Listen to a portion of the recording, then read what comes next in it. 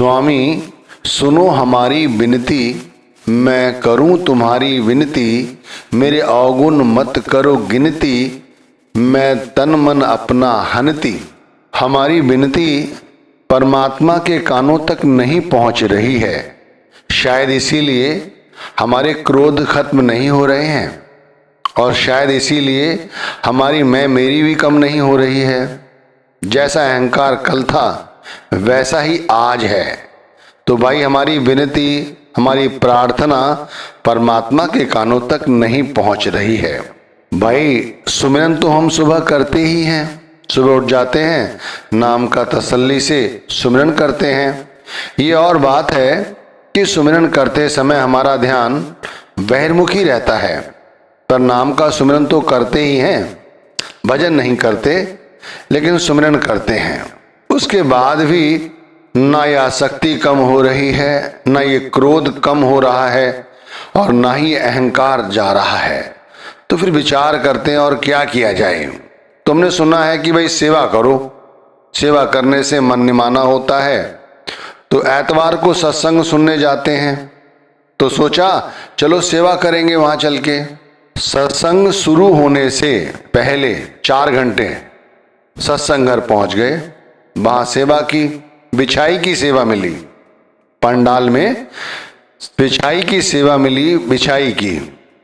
वहां पर संगत आई, संगत बैठी, उन्हें बिठाया भी और सत्संग भी सुना, सेवा भी की, सत्संग भी सुना, और फिर उसके बाद वही बिछाई घड़ी की और जहां रखी जाती है वहां रखी। बहुत अच्छा लगा, सारा दिन बहुत आनंद में रहा।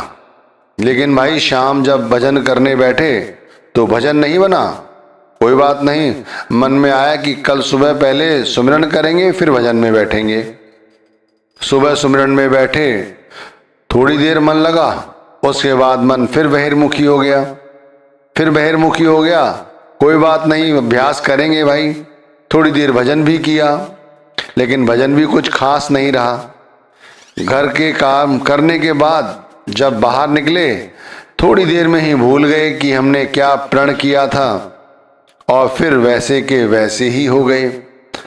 शाम आते आते तो पूरी तरह से ही भूल गए। जब घर आए तो भजन करना चाहा, भजन नहीं किया। हाँ, लेटे लेटे ये विचार जरूर किया कि दिन में हुआ क्या।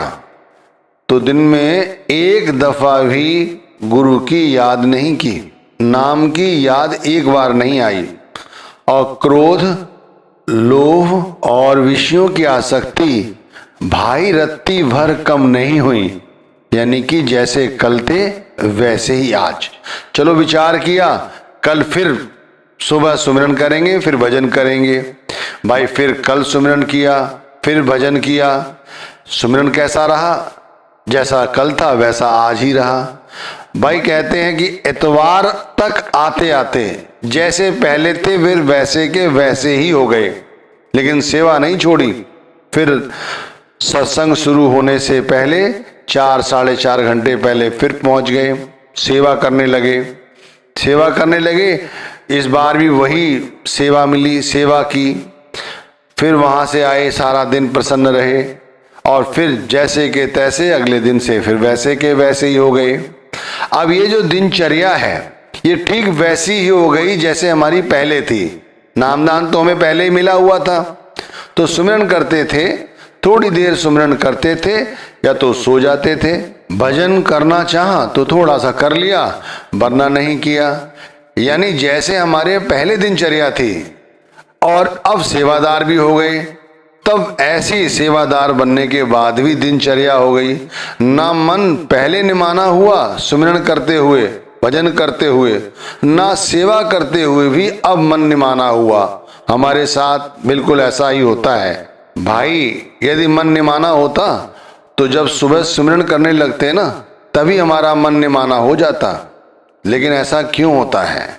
क्यों हमारी जो फरियाद है, हमारी जो पुकार है, वो हमारे स्वामी यानी परमात्मा के कानों तक क्यों नहीं पहुंचती?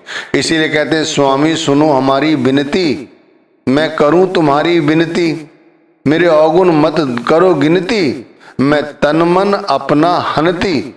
मेरे पास जो कुछ है मैं सब आपको सौंप रही हूँ, सौंप रहा हूँ, सौंप दिया है। उसके बाद भी आप मेरी विनती क्यों नहीं स्वीकार कर रहे हैं? गलती कहाँ है? हमें सिर्फ ये ढूंढना है कि हमारी गलती कहाँ है कि हम इतने समय से सुमिरन कर रहे हैं, भजन कर रहे हैं, सेवा भी कर रहे हैं, उसके बाद भी हमारा मन निमाना नहीं हुआ। बहुत से लोग तो ऐसे भी हैं जिनके पिता और उनके बाबा जी इसी संस्था से जुड़े हुए थे, वो भी सेवादार रहे, उन्हें भी नामदान मिला और आज हमें भी नामदान मिला हुआ है, उसके बाद भी मन निमाना नहीं है। ये सभी की स्थिति है भाई। ये सोचने की कोशिश करो कि भाई ये सभी की स्थिति है। हमारा एक अलग मुकाम होना चाहिए दुनिया में। दुनिया तो छोड़ो, हम परिवार में भी अपना मुकाम नहीं बना पाते, गली मोहल्ले में भी लोग हमारी तरफ ये इशारा नहीं कर पाते, हाँ भाई ये सत्संगी है। ये अलग बात है कि अच्छे से वस्त्र पहन के इतवार को साफ सुथरे निकलें और फिर वहाँ सत्संग सुनने चले गए, फिर वहाँ से आए लोग कहें हाँ भाई ये सत्संग सुनने जाते हैं, वहाँ से आते हैं, लेकिन इसके कर्म देखो कैसे हैं। थोड़ी सी बात पर गाली गलौज शुरू कर देता है, कुछ बात हो जाए तो गली मोहल्ले में मार धाड़ ये सब करने लगता है, घर में इसके तो चेचे चेचे होती रहती है। इस बात के सत्संगी हैं क्या हम लोग?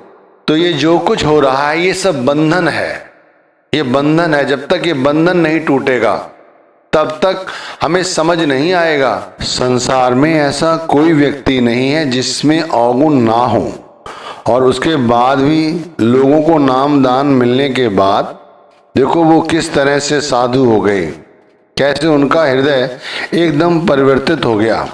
वो सिर्फ इसलिए नहीं कि उन्हें नामदान मिल गया, नामदान तो हमें भी मिला हुआ है, तो हमारा भी मन इसी तरह साधु हो जाता, हमारी आसक्तियां भी खत्म हो जाती जो संसार के प्रति हैं। तो भाई इसके लिए कुछ और करने की आवश्यकता है। वो क्या है ये समझो। पहले नाम को मन में बसाओ, गुरु के स्वरूप को मन में बसाओ और ये प्रण रखो कि भाई परमात्मा ही सब कुछ है, नाम ही सब कुछ है। संसार में जो कुछ भी है वो सब नश्वर है।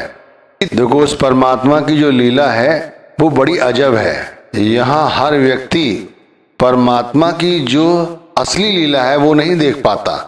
नामदान मिलने के बाद भी वो तो संसार की माया को ही देखता रहता है, और जिसे वो मालिक दिखाना चाहता है वही उस लीला को देख पाता है। तो जैसे नामदान मिला तो इसका मतलब तो ये हुआ कि मालिक चाहता है कि हम उसे देखें, वो हमें चाहता है कि हम उस तक पहुँचें, इसीलिए तो हमें नामदान मिला, क्योंकि उसकी लीला का कोई और छोर है ही नहीं। भाई सारी जिंदगी आदमी यहीं खपता रहता है, यहीं जीता है, यहीं पलता है, यहीं बड़ा होता है और यहीं मर जाता है, सब कुछ छूट जाता है। उसके बाद भी कहाँ इस लीला को समझ पाता है। लीला तुमरी अजब बहार, कह ना सके कोई बार न पार, जिसे दिखाओ सो देखन हार, तुम बिन कोई न परखन हार। अब जैसे हम नाम भक्ति करते हैं तो इसकी परख कौन करता है कि ये सही है ये गलत? ये परमात्मा ही तो है जो दृष्टा बना बैठा है। वो देखता है रोज कि कौन उसकी भजन बंदगी कर रहा है या कौन इन संसार की आसक्तियों से उलझा हुआ है। तो शुरुआत चलो एतवार से ही करते हैं कि भाई सत्संग सुनने जाओ तो ये प्रण करके जाओ कि आज मैं अपनी मैं मेरी त्याग कर, सारे अहंकार को त्याग कर पूरी नम्रता के साथ सत्संग सुनूंगा। सत्संग सुनो, कौन सी वाणी ली गई है और वाणी का मुख्य उद्देश्य क्या था उसे समझो। आंखें खोलकर सत्संग सुनो और जो सत्संग में समझाया गया है सारा नहीं समझ सकते, जो कुछ तुम्हें समझ आए उस बात को गांठ बांध लो। अगर जैसे समझाया गया कि संसार झूठा है और नाम सच है, तो थोड़ी सी बात है कि नाम सच है, तो नाम के साथ जो कुछ जुड़ा हुआ है उसके साथ प्रीति करो। नाम के साथ जो जुड़ा हुआ है, ध्यान रखिए, नाम के साथ सिर्फ आत्मा जुड़ी हुई है और कुछ नहीं। बाकी हर चीज संसार की है, अगर ये शरीर भी है तो संसार का है, और संसार के जितने पदार्थ हैं वो सब संसार के ही हैं। केवल आत्मा जो है वो सच है।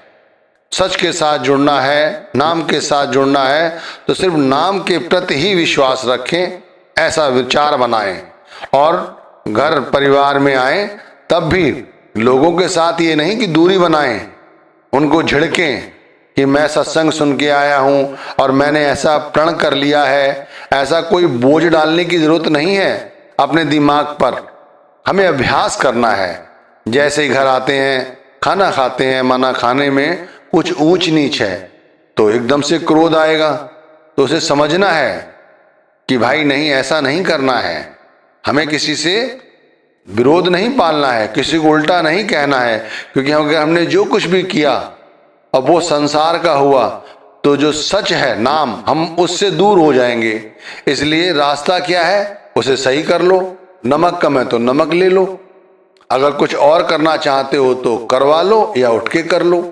इस तरह घर के परिवार के बच्चे ने कुछ कहा या घर में किसी चीज की कमी है, हाथ पैसे पल्ले नहीं है और घर के कार्य होने हैं, कोई बात नहीं, मालिक पर विश्वास रखें, नाम पर विश्वास रखें और अपने आप काम बनेंगे। जो काम करना है, अगर रिक्शा भी चलाते हो, सत्संग सुनने के बाद अपना रिक्शा उठाया, रिक्शा चलाने चले गए।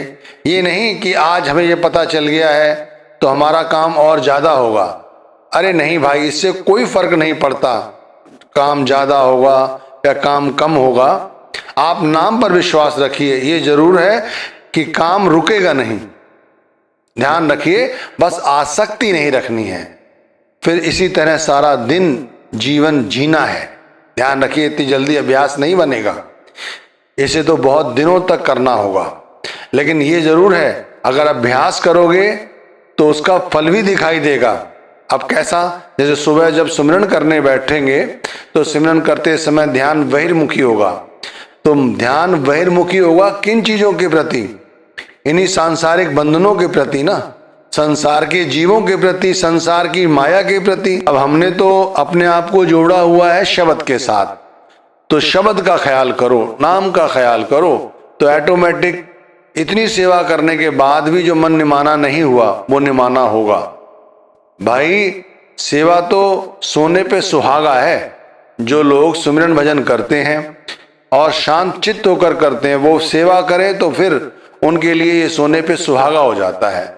लेकिन यदि यही समझो कि सेवा ही सेवा कर ली और ये सब नहीं करना है, तब काम नहीं बनेगा भाई। तब तो ऐसे ही रहेंगे जैसे अभी हैं। लेकिन एक बात और भी है, जो केवल परमात्मा से, शब्द से प्रेम करते हैं, ध्यान रखना, प्रेम, उनके लिए शब्द के सिवाय, परमात्मा के सिवाय, गुरु के सिवाय संसार में कुछ है ही नहीं।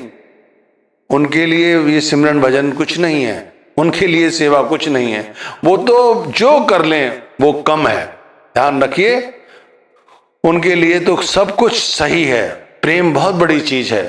तो इसीलिए समझा रहा हूं, बहुत सारी बातें हैं जो हमारे और आपके साथ रोज गुजरती हैं, लेकिन फिर भी मन निमाना नहीं हो रहा है, तो समझा रहा हूं कि ऐसा करो। ऐसा करने से मन निमाना होगा, मन में शांति आएगी।